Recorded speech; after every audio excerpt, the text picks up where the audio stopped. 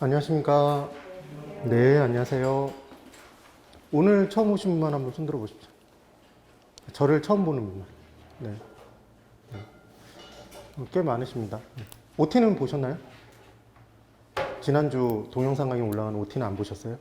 OT 꼭 한번 보세요. 보셔야 됩니다. 그걸 보시면 생생하게 제가 31회 때 시험을 봤을 때 어떤 마음으로 시험을 보고 그 어떤 병을 얻었는지를 알게 되실 겁니다. 그래서 아직까지도 뭐 그렇게 몸 상태가 완전히 100%는 아닌데 그래도 열심히 한번 해보도록 할 겁니다. 그리고 말씀드렸던 것처럼 오늘부터 시작해서 교재 다 가지고 오셨죠? 다 받으셨나요? 교재? 이 교재에 지금 나와 있는 이 PPT 자료가 거의 고스란히 다 들어가 있어요. 그러니까 필기하지 마시고 그 교재를 보시면서 앞에 PPT가 다 적혀져 있는 내용이구나. 안심하시면서 보시면 됩니다. 아시겠죠? 그러니까 최대한 잘 들어보시고 수업 시간에 저한테 집중하시면서 대답해 주시면서 그 다음 대답은 너무 크게 하지는 마세요. 너무 크게 하시면 주위 분들이 이제 생각할 수 있는 기회를 상실해 버리니까 우리 다 같이 합격을 해야 된다는 개념으로 열심히 한번 해보는 겁니다. 그리고 제가 수업을 진행할 때 총론은 우리가 기본 이론반에서 공부할 때는 꽤 많은 내용이 있을 거예요. 꽤 많은 내용이. 그래서 잠깐 이쪽 보실래요? 이쪽 봐주십시오. 저하고 호흡이 정말 잘 맞으셔야 되고 그리고 개론만 수업 시간이 정확히 1시에는 안 끝낼 겁니다. 그렇게 생각하시고 약속을 1시 10분에 잡아서 뭐 점심 약속을 잡는다 이러지 마시고 1시 반 이후로 좀 잡아주셨으면 하고 간곡하게 요청을 드립니다. 그래야지만 제가 해드리고 싶은 내용을 다 한번 해드릴 수 있을 것 같아요. 그래서 총론 보시면 우리가 공부하는 게 뭐죠? 부동산 학이죠. 그럼 부동산 학은 당연히 부동산에 대해서 알아야 될까요? 몰라도 될까요? 부동산이 뭔지는 알아야 되잖아요. 근데 우리가 부동산이 뭐냐고 얘기를 하면 움직이지 못하는 재산이다 이렇게 얘기하면 없어 보이는 거라고 공법 선생님이 얘기하셨죠. 들어보셨나요? 예. 그래서 이제 부동산의 개념이 어떤 개념이 있는지 학문적으로 그걸 공부를 하게 될 거예요. 그리고 부동산은 토지, 건물로 크게 쪼개졌을 때 건물 중에서는 우리는 모든 사람이 살기 위해서 필요한 게 뭐죠?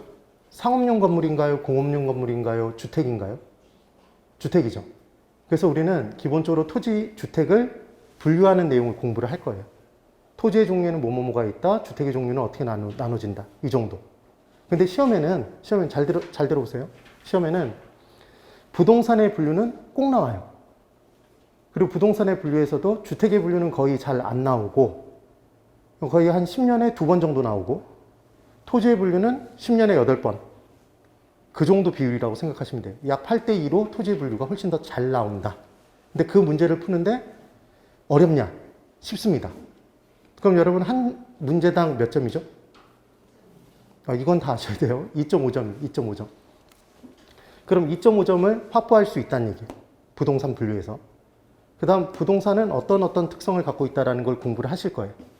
그래서 그 부동산의 특성은 한 90% 정도로 시험의 출제 확률이 그 정도가 돼요. 10년에 9번 정도. 근데 그 부동산의 특성도 공부를 해보면 딱 정해져 있는 한 4가지 정도에서 왔다 갔다 하면서 문제를 내요. 역시 점수를 확보하기에 정말 좋습니다. 그러면 오늘 수업을 들으면 이 2가지를 공부를 해서 몇 점을 확보하는 거죠? 20점? 20점이 너무 심하고 2문제니까 5점. 근데 5점인데 이런 생각을 하실 거예요. 100점 중에 5점이면 적은 거 아니냐? 굉장히 큰 겁니다. 하루에 우리가 8주 수업을 하죠. 근데 하루 수업 나왔을 때마다 3문제씩 건져가면 몇 문제죠? 우리 이 간단한 계산 문제를 계속 풀어봐야 되는 이유는 부동산 학개론에서 전체 40문제 중에 최소 8문제, 많게는 11문제 정도까지 계산 문제가 나와요. 간단한 계산을 할 수 있어야 된다는 얘기예요. 암산으로. 8 곱하기 3은 24죠. 24면 몇 점?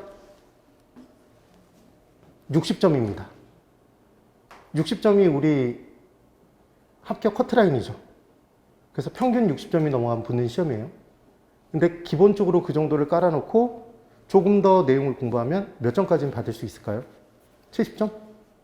그래서 우리의 목표는 최대 맥스로 75점에 적으면 70점 정도. 그 정도를 받으면 정말 학계로는 대성공이라고 생각을 하시면 됩니다. 그리고 중요한 건 제가 OT 때도 설명을 드렸지만 1차 과목인 개론하고 민법 중에 뭐가 더 양이 많다고 그랬죠?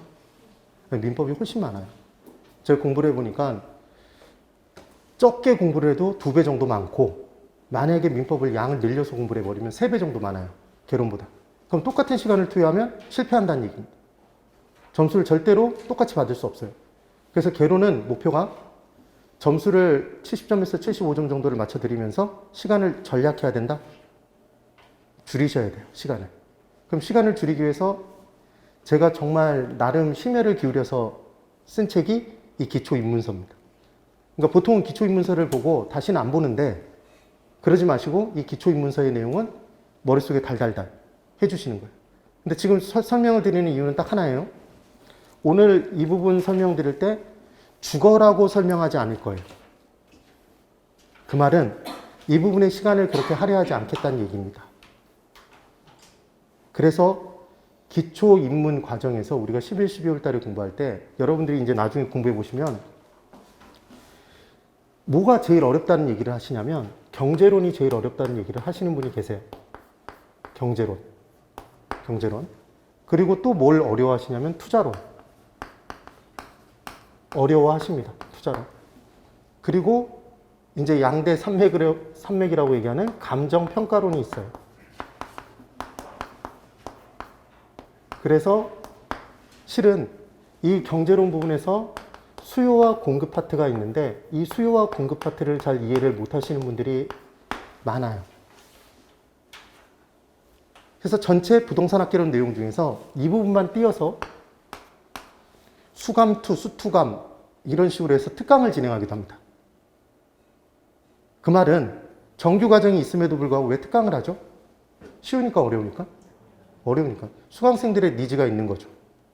왜? 별도로 이 특강을 들어야지만 점수가 올라간다고 생각하시는 분들이 있다는 얘기예요. 그리고 개론을 어려워하시는 분들의 대표적인 포인트는 어느 부분이 약하냐면 이 세 가지가 약해요. 다른 부분이 약해서 개론이 너무 힘들다라는 사람은 저는 이제까지 보질 못했습니다. 되시죠? 그럼 저 같은 경우에는 무조건 11, 12월 달에 어디를 정말 집중적으로 여러분들한테 설명을 드릴 예정이냐면 이 세 가지. 이 세 가지에는 시간을 다른 때 기본 이론반에서 쓰는 시간보다도 더 많이 할애를 할 거예요. 그래서 상대적으로 다른 약간 비주류의 나오긴 나오는데 내용이 어렵지 않아요. 그래서 단순 암기만 하면 맞힐 수 있는 내용들은 파바박 치고 넘어갈 거란 얘기입니다. 이해되시죠? 그래서 제가 강약 조절은 제가 해서 진행을 할 테니까 여러분들은 그냥 누구만 믿고? 옆 학원 선생님? 저를 믿으시고 열심히 따라오시면 됩니다. 그리고 제가 이번에 느낀 게 뭐였냐면 수업 시간 중에 저를 믿으세요라는 말을 굉장히 제가 많이 하나 봅니다. 믿으셔야 됩니다. 믿고 복용하는 약이 100% 이상의 효과를 가져옵니다. 여러분 위약 효과 아시죠? 플라시보 효과? 효과가 하나도 없는 진짜 그냥 액정을 효과가 정말 큰 약이라고 병자들한테 투약을 하면 그걸 간절히 믿고 정말 좋은 약이라고 믿는 사람은 실제로 그 효능이 나타난다잖아요. 그죠? 근데 정말 효과가 큰 약인데도 불구하고 이거 먹어봤자 내가 낫겠어? 이렇게 생각하면 낫나요? 안 낫나요? 안 낫습니다.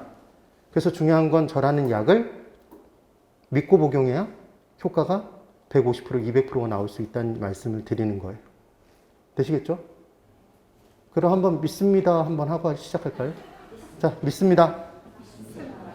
굉장히 소심한 믿음이 나네요. 아직 믿음이 없네요. 그래서 네가 뭐 보여준 게 있어야 내가 믿지 뭐 이런 분위기입니다. 이제 그러면 시간을 끌지 않고 파바박 들어갈 테니까 먼저 페이지는 어디 펴주시냐면 당연히 뒤에를 피면 될까요? 몇 페이지 펴야 될까요? 첫 번째, 부동산학 개론의 체계는 목차 부분에 있는 부동산학 개론의 체계가 있어요. 보이시나요? 그 부분은 혼자 한번 읽어보세요. 스스로. 예. 그게 시험에 목차 순서가 나오진 않습니다. 그 부분을 공부를 열심히 하시는 분들이 계시는데 그 부분 공부하지 마시고 근데 도움이 되는 내용들이니까 꼭 한번 읽어보세요. 16페이지 펴보시고 16페이지를 펴십시오. 펼치셨죠? 그런데 24페이지까지 넘겨보실래요? 24페이지. 거기까지 해서 뭐가 끝났죠? 예. 이 부동산 속성까지 끝나는 겁니다. 그럼 실제로 기본서 내용으로 따지면 한 40페이지 될 거예요. 이 내용이. 근데 지금 한 8페이지 정도에 들어가 있는 거죠. 그렇죠? 그럼 문제를 못 푸느냐? 풀 수 있습니다. 그러니까 그 내용들을 빼놓고는 나름 잡다한 내용들이 혹시나 해서 들어가 있는 내용들이 그만큼 많다는 얘기고 그 부분부터 끌고 가실 필요는 없어요. 그런 내용들은 제가 기본 이론반에서 설명을 드릴 거예요. 그래서 저의 목표는 여러분들이 11, 12월 달을 지난 다음에 1월 달에 후배들을 맞이하게 될 겁니다. 학원 후배들. 여러분들은 선배죠. 몇 월부터 나왔습니까? 12월? 11월부터 나왔으니까 선배입니다. 그럼 1월 달부터 나오시는 분들은 기본 이론반부터 들으시겠죠. 그럼 똑같은 진도를 뽑을 거예요. 내용은 달라지겠죠. 조금 더 세밀하게 들어갈 거니까. 그때 이해하는 정도가 현저하게 차이가 나야 돼요. 가장 안 좋은 경우는 11월 달부터 들었는데 1월 달 듣는 사람하고 똑같은 지적 수준을 가지고 있으면 그건 정말 참혹한 겁니다. 우리의 11월, 12월은 아무런 추억도 없고 아무런 기억도 없는 그런 시간을 만들면 안 되겠죠. 그래서 처음 시작하는 게 중요한 거예요. 제가 뭔가를 따라해 주십시오 하고 말씀을 드리면 그건 거의 시험에 나온다고 보시면 돼요. 그래서 별도로 혼자 외워야 될 걸, 지금 앞에 있는 박수현하고 같이 연습하고 있구나. 이렇게 생각해 주시면 됩니다. 되셨죠? 네. 그럼 이제 각설하고 16페이지부터 내용을 볼게요. 16페이지에 뭐라고 써 있죠? 부동산 개념이라고 써 있어요. 부동산 개념. 자, 이제 거기 있는 걸 다 확인하셨으니까 어딜 보셔야 될까요? 교재에 있어요. 그럼 칠판 보세요. 예. 그래서 부동산의 개념이 있는데 첫 번째가 뭐냐면 복합 개념이래요. 이게 첫 번째 암기 사항입니다. 암기. 우리 비타민이 있는데 비타민이 하나가 아니라 여러 개의 비타민이 합쳐져 있으면 걔를 무슨 비타민이라고 그러죠? 이거 종합 비타민이라고 얘기하면 내용에 이제 진전이 없습니다. 무슨 비타민? 네, 복합 비타민이에요. 그러니까 복합 개념은 개념이 하나다, 둘 이상이다? 둘 이상인 게 복합 개념인 거예요. 이해되셨죠? 그럼 이 복합 개념에 처음 시작이 비읍으로 시작하나요? 복합이면? 그럼 복합 개념에서 처음 나오는 건 비읍으로 시작하겠죠. 법률적 개념이에요. 그래서 법률적 개념의 부동산이라는 게 있고 부동산을 법률적 개념으로 따져본 게 있고 경제적 개념으로 판단해 본 게 있고 기술적 개념으로 판단해 본대요. 첫 번째 암기사항이 나왔습니다. 얘는 무조건 외워야 돼요. 따라해 보세요. 법경기. 다시 법경기. 예, 외우셔야 됩니다. 그래서 법은 법률적, 경은 경제적, 기는 기술적 이렇게 기억을 해 두시는 거예요. 그래서 이제 각각의 내용들을 이제 보는데 첫 번째 건물이 있어요. 건물이 있는 거예요. 지금 제가 네모를 그리면 얘는 건물입니다. 짝대기가 쫙 하나 그어지면 걔는 토지예요. 약속이에요. 누구처럼 그림을 정말 잘 그려서 막 현란하게 그려주면 좋겠는데 저는 공법 선생님 같은 그런 미술 능력이 부족합니다. 그렇게 그릴 수가 없어요. 그래서 예전에 정말 감동받았던 건 고상철 선생님이 수업을 진행할 때 사람들이 개운다 이렇게 얘기를 할 때 이렇게 그리더라고요. 이렇게 그리더라고요. 머리를 휘날리면서 개운다. 무슨 그림인지 못 알아보시겠죠. 그래서 제가 그림을 안 그립니다. 그러면 이제 보세요. 네모를 그리면 뭐라고 말씀드렸죠? 건물을 드립다 밖에서 쳐다본 거예요. 그럼 이 건물의 소유권자가 보이나요? 안 보이죠. 그러니까 법률적 개념은 형태가 있을까요? 없을까요? 그래서 형태가 없으니까 무형이에요. 이해가 되시죠? 첫 번째예요. 이걸 이렇게 설명드린다는 얘기는 법률적 개념은 유형적 개념이다. 이런 식으로 문제가 나온다는 얘기예요. 쓸데없는 거 이렇게 안 합니다. 중요한 것만 하는 거예요. 중요한 것만. 그러면 건물을 뚫어져라 쳐다보면 이 건물의 경제적 가치가 10억, 20억 이렇게 보이나요? 보여요? 안 보이죠? 그랬더니 감정평가사라면 보일 수 있지 않을까요? 감정평가사도 딱 보자마자 그게 보이면 그거는 감정평가사가 아니라 점쟁입니다. 신기가 발동한 거죠. 이해가 되시죠? 그러니까 경제적 개념도 보인다, 보이지 않는다? 보이지 않아요. 그래서 얘도 무형적 측면이에요. 그런데 이 건물을 뚫어져라 쳐다보면 이 건물이 몇 층짜리 건물인지 볼 수 있나요? 나무로 지어졌는지 철근 콘크리트 구조인지 콘크리트 구조인지 보이나요, 안 보이나요? 보이죠? 그러니까 기술은 보인다, 보이지 않는다? 보여요. 그래서 유형이에요.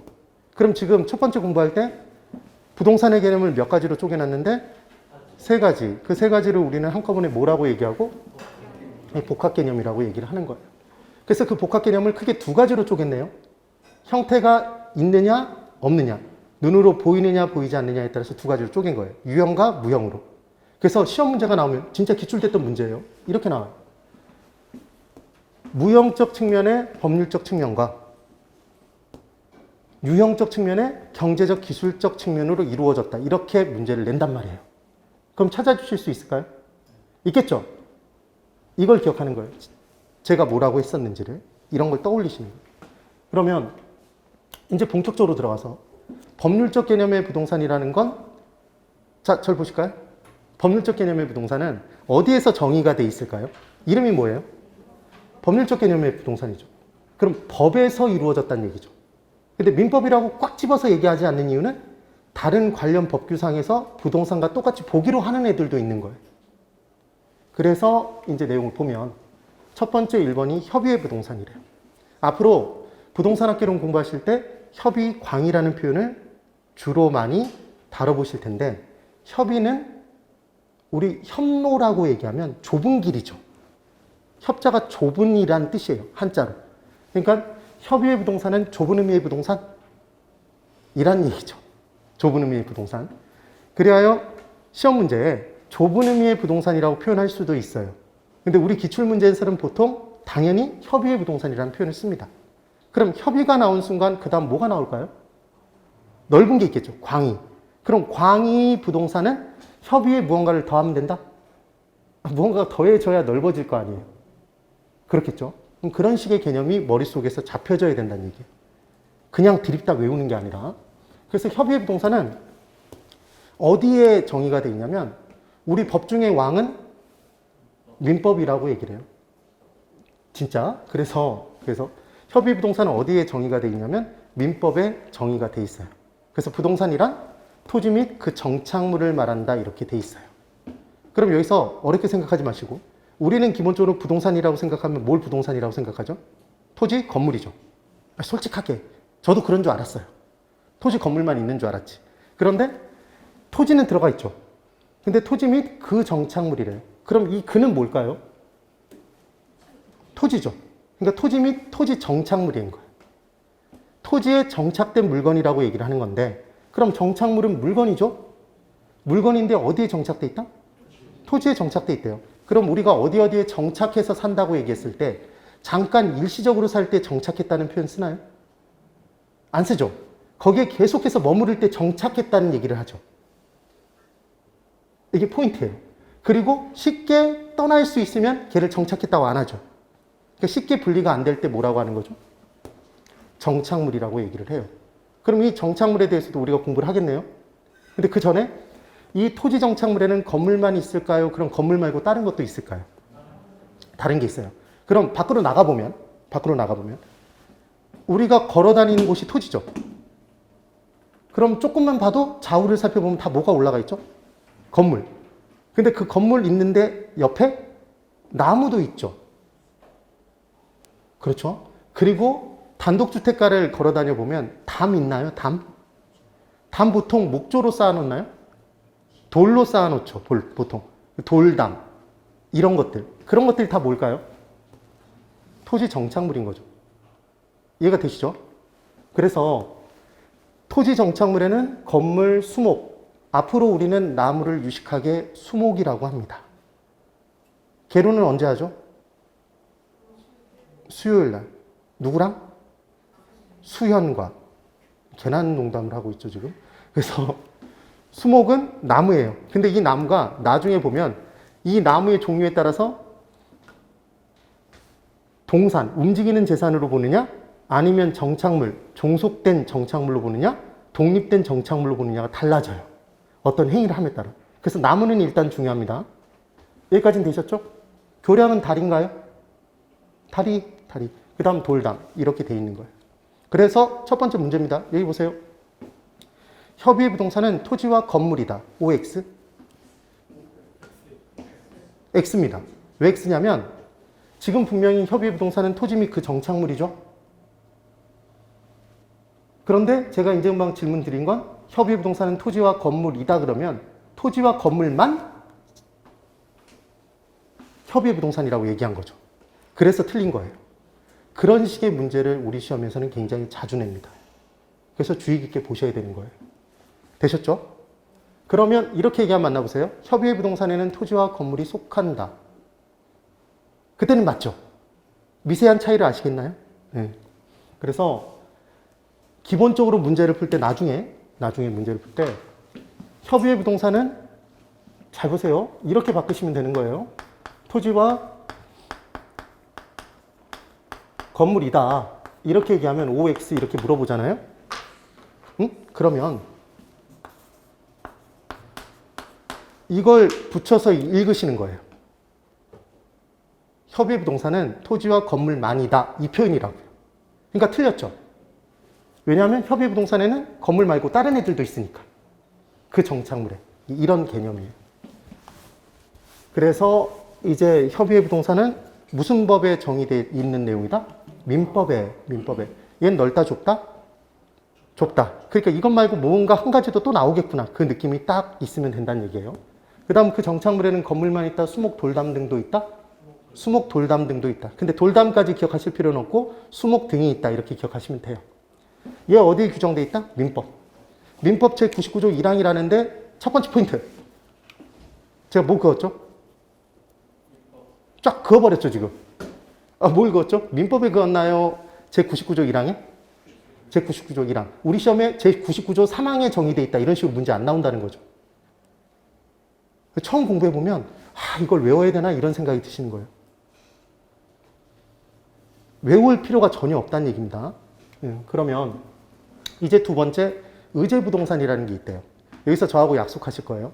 앞으로 공부하시는 내용에서 원래는 그게 아니에요. 원래 그게 아닌데 그것으로 보겠대요. 그걸 뭐라고 표현하냐면 의제한다, 준한다 이런 표현을 써요. 그럼 원래는 부동산이 아닌데 부동산과 똑같이 보겠대요. 그럼 걔를 무슨 부동산이라고 할까요? 의제부동산 또는 준부동산 이렇게 얘기해요. 그러니까 무엇에 준한다라고 얘기하면 원래 그것이 아닌데 그것으로 보겠다는 얘기인 거예요. 되시죠? 그럼 제가 질문을 드려볼 테니까 맞춰볼래요? 맞춰보셔야 됩니다. 원래 주택이 아니에요, 여러분. 원래 주택이 아닌데 주택과 똑같이 보기로 한 거예요. 그럼 그것의 정답은 세 글자예요. 뭐라고 할까요? 준주택이에요. 이해가 되시나요? 자, 다시. 원래 토지 임대료 지대가 아니에요. 토지 임대료 첫 번째 OT 할 때 두 글자로 줄이면 뭐라고 그랬죠? 지대라고 했죠? 지대. 지대가 원래 아니에요. 근데 지대와 똑같이 보겠대요. 준지대예요. 이렇게 하나의 개념에서 쫙쫙 끌어낼 수 있다는 얘기예요. 근데 이걸 낱개로 공부하면 나중에 돌아버리게 돼 있는 거예요. 그런 공부 방법을 선택하면 안 됩니다.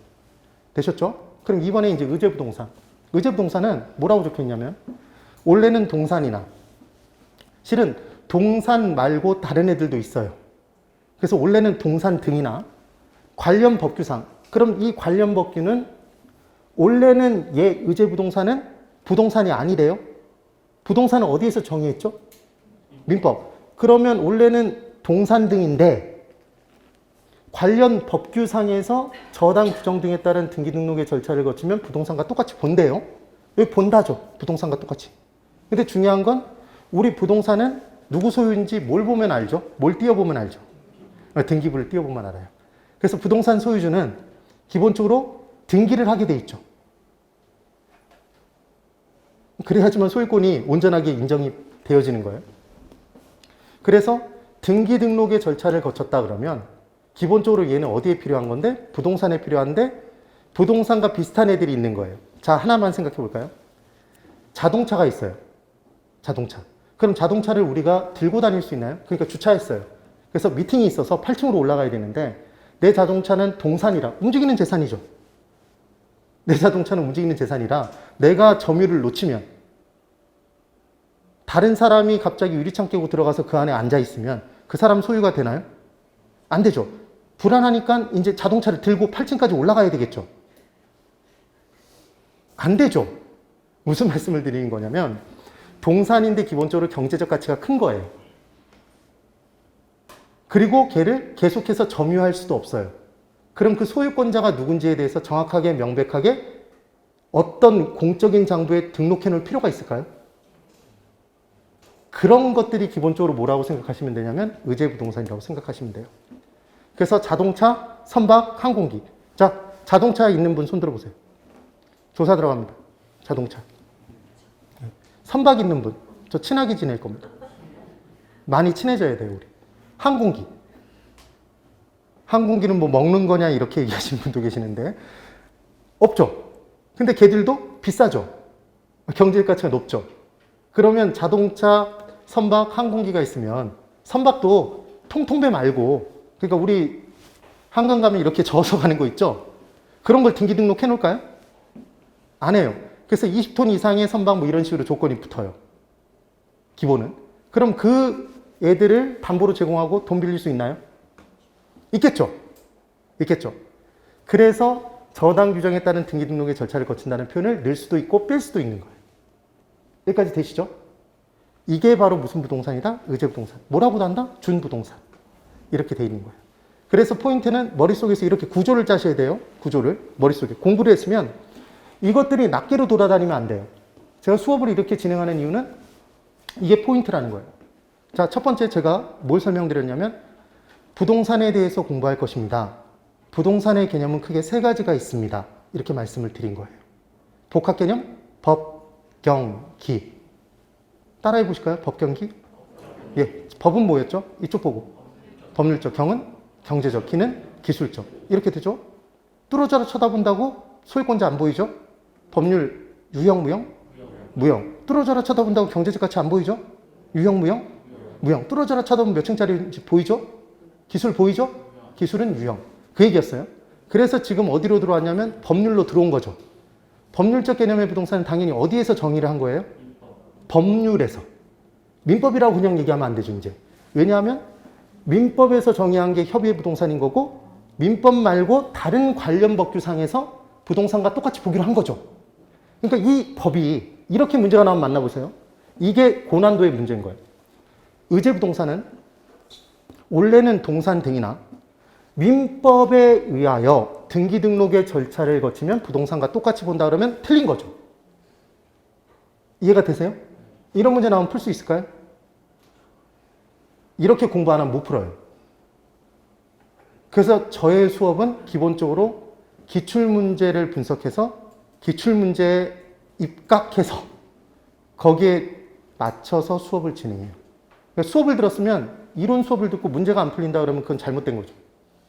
우린 최종적으로 뭘 풀어야 되죠? 문제를 잘 풀어야 되나요? 대충 풀어야 되나요? 잘 풀어야 돼요. 그럼 별도로 막 죽어라 공부해서 풀 수 있어야 되나요? 수업만 들어도 풀 수 있었으면 좋겠다? 수업만 들어도 풀 수 있었으면 좋겠는데 제가 공부를 해보니까 그건 꿈이라는 사실을 깨달았어요. 여러분들이 익혀야 돼요. 근데 익히는 방법을 제가 지금 말씀을 드리고 있는 거예요. 그렇게 머릿속에 구조를 짜서 넣는 거예요. 여기까지 되셨죠? 예, 그러면 이때 의제부동산의 종류로 자동차, 건설기계, 중장비, 포크레인, 타워크레인 이런 것들 있죠. 쌀까요? 비쌀까요? 비싸요. 경제적 가치 비쌉니다. 그럼 당연히 등기 등록하겠죠? 이게 뭐다? 의제부동산인 거예요. 선박 20톤 이상, 항공기 등 이렇게 얘기를 해요. 그 다음 공장재단, 광업재단이 나오는데 재단과 사단에 대해서는 이렇게만 기억하세요.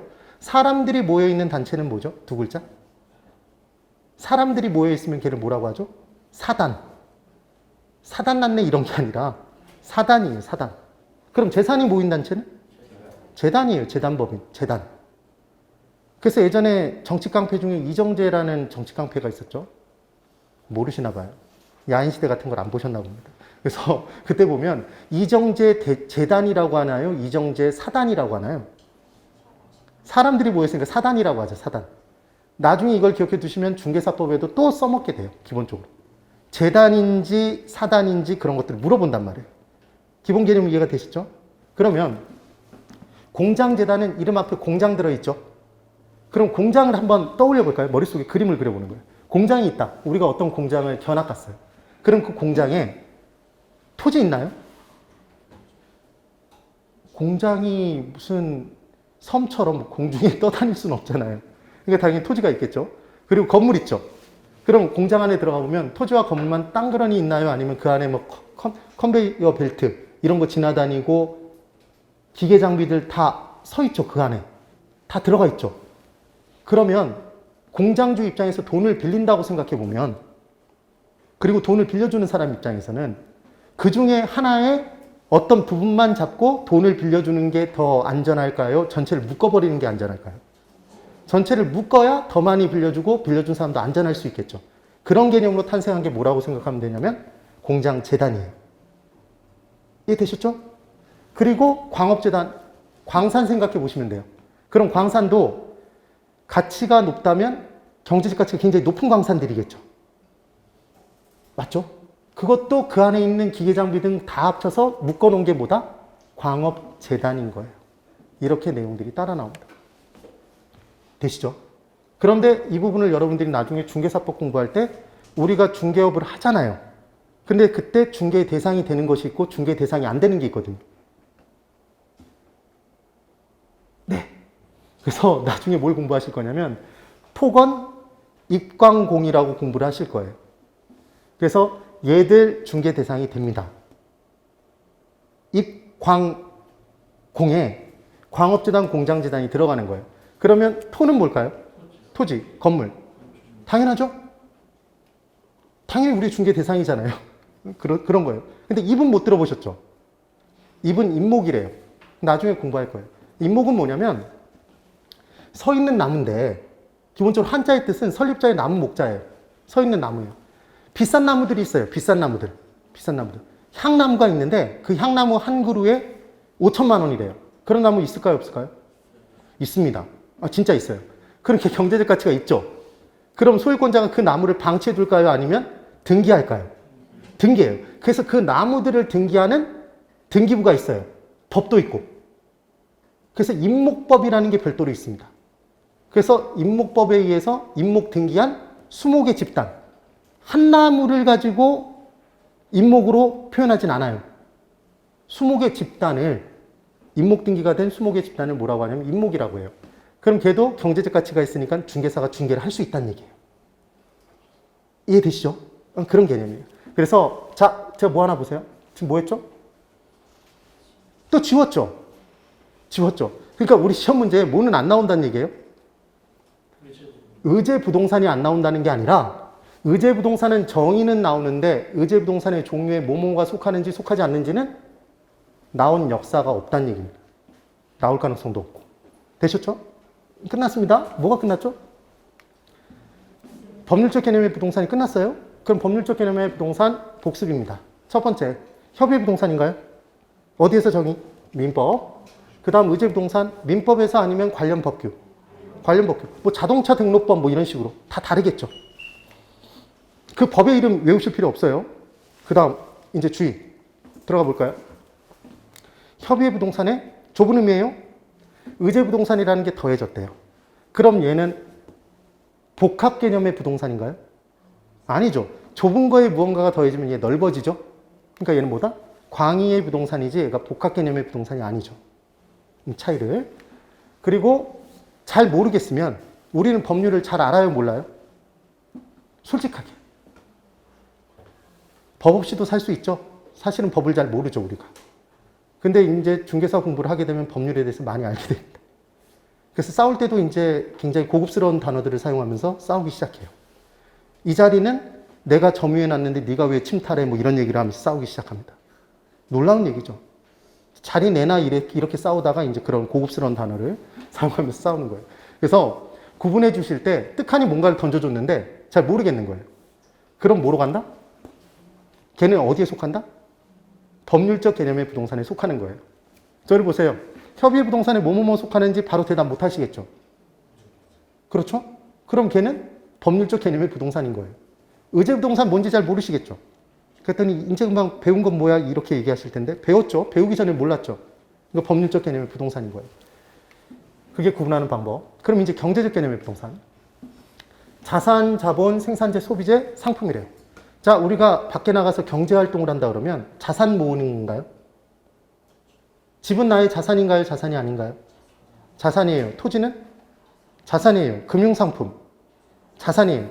그래서 여러분 사전에서 자산의 정확한 정의를 쳐보잖아요. 푸른 창에, 녹색 창에 쳐보면 뭐라고 나오냐면 자산은 소유함에 따라 그것을 소유함에 따라 미래에 앞으로 현재 시점을 기준으로 미래에 현금 유입을 가져오는 것을 자산이라 한다 이렇게 돼 있어요.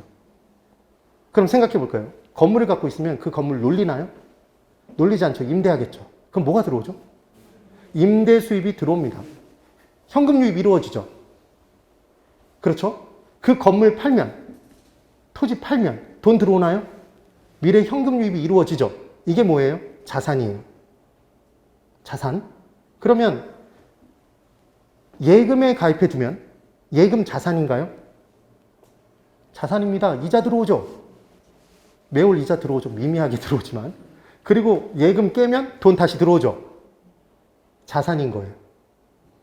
되시죠? 그리고 그 중에 내 돈만 빼서 걔를 뭐라고 하냐면 자본이라고 얘기를 합니다. 그래서 자산 자본은 그렇게까지 막 구분하는 문제가 나와본 역사가 없어요. 그래서 어떻게 기억하시면 되냐면 우리는 경제활동할 때 자산을 모으고 자본을 축적하고 실제로 생산하고 소비하죠. 생산, 소비하는 활동은 다 경제활동. 그러니까 무슨 개념? 경제적 개념. 시장에서 제품을 사고 팔면 걔를 뭐라고 하냐면 상품이라고 합니다. 외우실 건가요? 죽어라 외우지 마세요. 그래서 이렇게 문제가 나오면 구분할 수 있는지만 판단하시면 돼요. 저를 보세요. 생산재라고 나오고 법률적 개념의 부동산이라고 나오면 틀린 거죠. 그것만 기억하시면 된다는 얘기예요. 그래서 구분하시는 방법은 앞으로 저하고 약속한 가지를 하실 텐데 시장 이꼬르 경제입니다. 우리나라는 공산주의인가요? 아니면 자본주의 체계인가요? 시장 경제 체제죠. 그래서 시장과 경제는 같다라고 기억하시는 거예요. 따라해 보세요. 시장 경제. 예. 그럼 앞으로 시장에 대해서 공부한다는 건 뭐에 대해서 공부하는 거죠? 경제에 대해서. 그럼 경제로는 뭘 공부하는 거죠? 시장. 그럼 부동산 경제로는 무슨 시장에 대해서 공부하는 거? 부동산 시장에 대해서 공부하는 거예요. 이해되시죠?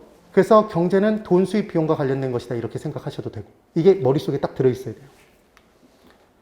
그래서 시장과 관련이 있는 것은 모두 경제적 개념의 부동산이다 이렇게 기억해 주세요. 되십니다. 이렇게 구분한 거예요. 그래서 판단은 이렇게 한번 해보는 거예요. 시장에서 자산을 모으고 자본을 형성하며 생산하고 소비하고 상품으로 내다 판다 이렇게 기억하시는 거예요. 이걸 다 외우려고 절대로 하지 마시고 아 이런 게 있구나 이 정도 끝. 그 다음 기술적 개념의 부동산이 있대요.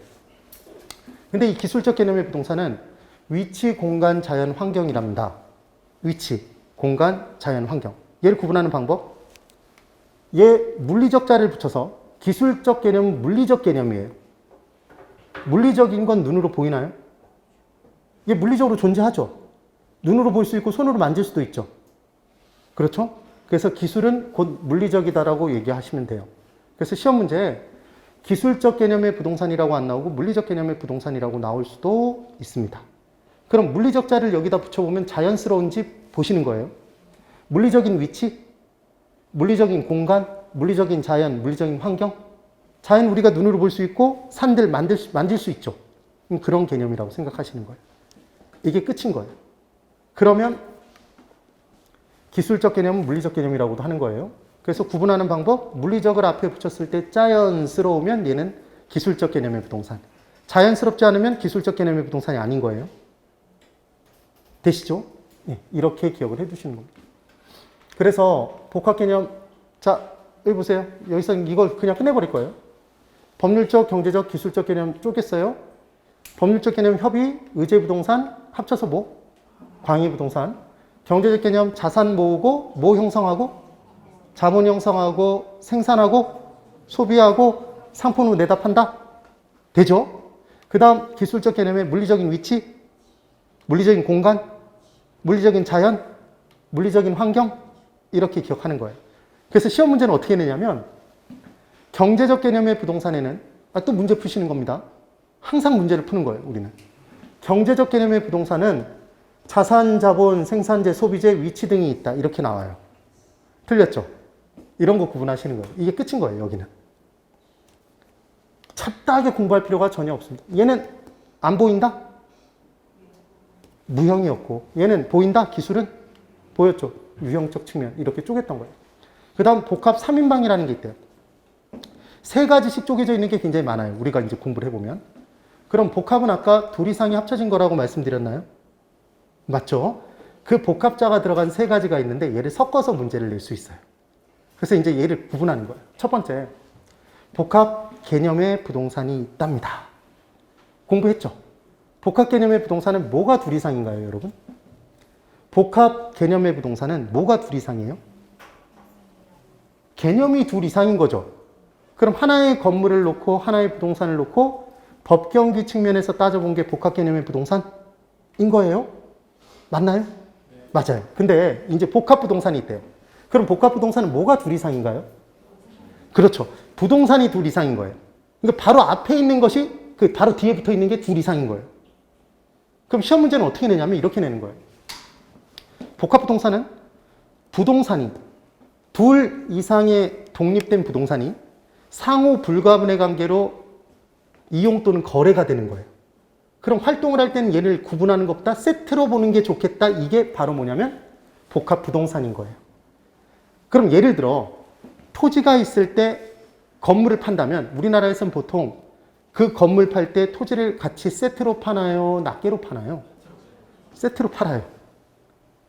그렇죠? 그리고 건물이 있는데 주된 건물 옆에 부수된 종된 건물이 따라다니는 거예요. 조그만 건물이. 그럼 걔도 같이 팔겠죠. 같은 용도로 뭔가를 쓴다면. 그럼 이때도 독립된 부동산 두 개가 한꺼번에 거래됐으니까 얘를 뭐라고 한다? 복합 부동산이라고 해요. 복합 개념의 부동산이 아닌 거예요. 근데 공부를 해보면 처음에 딱 들어보면 복합 개념의 부동산이면 어쩌고 복합 부동산이면 어때? 이런들 어떠하고 뭐 이렇게 정말 너무 여유로우신 분들이 마음이 너그러우신 분들이 구분을 잘 못해요. 이런들 어떠하니 뭐 똑같은 거예요. 뭐. 근데 우리는 이런 부분을 칼같이 구분해 줘야 되죠. 여기서 깨알 같은 문제 하나. 여기 잘 보세요. 복합 부동산은 아까 문제의 연속입니다. 똑같은 문제의 패턴인 걸 느끼세요. 복합 부동산은 토지와 건물이다. 둘 이상의 독립된 부동산이 거래된 것으로 토지와 건물만 있다. X죠. 얘들도 있죠. 그 경우의 수가. 이렇게 기억해 주시는 거예요. 그 다음 이제 복합 건물이 있답니다. 그러면 복합 건물은 뭐가 둘 이상이죠? 건물이 둘 이상이라고 대답하실 줄 알았어요. 이게 함정이에요. 건물은 하나예요. 근데 건물의 용도가 둘 이상인 거예요. 우리 밖으로 나가면 사실은 우리가 지금 공부하고 있는 이 건물도 그런데 물론 이 위는 오피스텔이니까 다 상업용이라고 볼 수는 있겠지만 기본적으로 우리 보면 주상 복합 건물 있나요? 그래서 밑에 한 3층까지는 상업용 그리고 그 위는 아파트 이런 거 보셨죠? 많이 있죠? 그런 게 바로 뭐죠? 복합 건물이에요. 그러니까 복합 건물은 하나의 단어가 생략돼 있어요. 복합 용도의 건물이죠. 건물 하나를 용도를 둘 이상으로 쓰는 거예요. 그래서 하나의 건물의 용도가 둘 이상인 것을 말한다. 이렇게 나오는 거죠. 예로서는 주상 복합 건물이 있다. 깨알같이 뭘 적으시는데 이거 다 적으시는 건가요? 거기 다 적혀 있는데? 17페이지 네모박스 제일 밑에 보시면 이 핵심 체크로 이 내용이 다 그대로 떠 있죠. 오히려 이것보다 더 자세한데? 근데 그걸 뭐 또 적고 계세요. 적지 마세요. 그리고 공부하실 때 형광펜 하나는 꼭 가지고 다니세요. 형광펜. 그래서 내가 좀 중요하다고 생각하는 부분이 있으면 복합 개념 정도를 형광펜. 그렇죠? 의제부동산, 협의부동산 뭐 이 정도 개념들을 그어가면서 공부를 해주시면 돼요. 그럼 이 세 가지 중에 가장 폭넓은 건 뭐냐면 하나의 복합 부동산을 놓고도 법경기 측면에 판단해 볼 수 있을까요? 소유자가 누군지, 경제적 가치가 얼마인지, 기술적으로 어떻게 되는지 판단해 볼 수 있어요. 하나의 복합 건물을 놓고도 판단해 볼 수 있을까요? 예, 법경기 측면에서 판단할 수 있어요. 그래서 가장 폭넓은 건 복합 개념의 부동산이에요. 그래서 여러분들이 처음에 문제를 제가 나눠드리고 풀어보십시오 그러면 이 세 가지를 구분을 잘 못하세요. 당연히 처음에는 어려워요. 연습하셔야 됩니다. 이 문제를 푸는 가장 간단한 방법은 바로 D를 본다. 복합 개념의 부동산은 뭐가 둘 이상이다? 개념이. 복합 부동산은 뭐가 둘 이상이다? 부동산이 둘 이상 합쳐진 것. 복합 건물만 조심하자. 건물이 둘 이상이 아니라 건물의 용도를 둘 이상으로 쓰는 것이다. 끝. 되셨나요? 토지의 분류부터는 좀 연결을 해서 봐야 되니까 10분에 쉴 거예요. 근데 지금 제가 몇 페이지 봤죠? 2페이지 봤죠? 2페이지 봤는데 시간이 지금 1시간 갔다고 얘기한 거죠, 지금. 근데 사실상 수업은 35분을 정확히 진행한 거예요, 이 부분에. 근데 이 부분을 설명드리면서 뒤에 있는 내용들도 사실은 살짝살짝 건드리면서 했는데 여러분들은 못 느끼셨을 거예요.